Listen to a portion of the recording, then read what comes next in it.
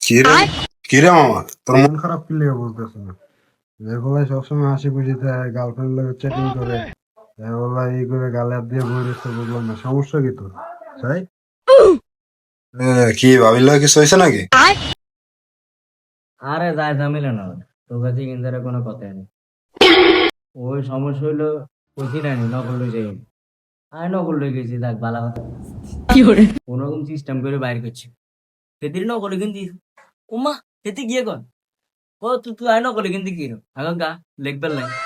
ওদের বাবুরে এমন তুন হেমু হিতু দেন আমরা এখন নকল করতাম এখন না না নকল লই জন্য যেভাবে সিদিকে মালা গাইছে সারা দিন নাকি বাবুরে এমন তুন হেমু হিতারি তো হেদি গিয়ে কর না না মাগো মাগো মাগো মাগো হেতেন না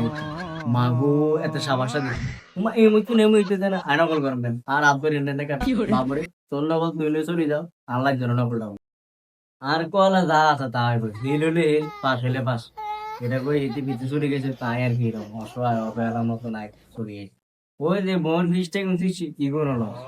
মানে গেছি হেঁটো হলো নকল দিয়েছি হেঁটো হলো কিছুদিন কিছু হলো এই আরে মন দিল খারাপ এটা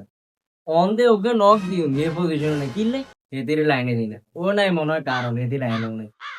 এর অবস্থা আল্লাহ কারণে হন তো যুদ্ধ করে মন দিল ভালো নেই মামা